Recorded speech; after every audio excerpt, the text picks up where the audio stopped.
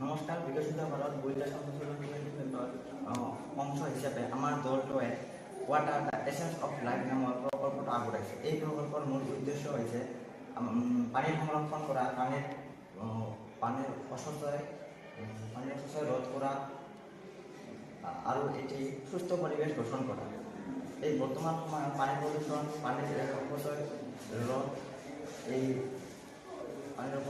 আদি বাঢ়ি গৈছে। সেইকাৰণে আমাৰ প্ৰকল্পটোৱে এটা সুস্থ পৰিৱেশ গঠন কৰাৰ নিৰ্দেশ দিছে। সেই হিচাপে আমি এক নতুন পথ দেখুৱাওঁ। আমাৰ প্ৰকল্পটোৰ নাম হৈছে water the essence of life, save water save future.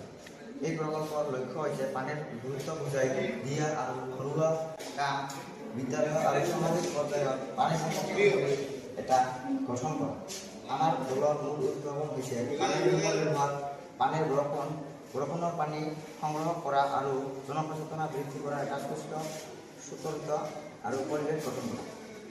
প্ৰকল্পৰ মুখ্য অংশসমূহ হৈছে বৰষুণৰ পানী সংগ্ৰহ কৰি পুনৰ ব্যৱহাৰ কৰা, ঘৰুৱা কামত ব্যৱহাৰ কৰা পানী বা ব্যৱহাৰ কৰা, বিভিন্ন কামত ব্যৱহাৰ কৰা পানী একেলগে শোধন কৰি সেইখিনি পুনৰ ব্যৱহাৰ কৰা বা গছ গছনিত দিয়া।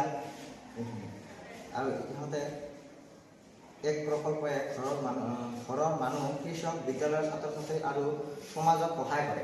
এই প্ৰকল্পৰ জৰিয়তে কৃষি কাৰ্যত সৰল হয় আৰু পৰিৱেশৰ সমতা বজাই ৰাখে। পানীৰ পুনৰুজ্জীৱন আৰু সংৰক্ষণ মাধ্যমে পানীৰ অপচয় ৰোধ কৰে, ভূগৰ্ভত পানীৰ স্তৰ বৃদ্ধি পায় আৰু পৰিৱেশ সুৰক্ষিত হৈ থাকে।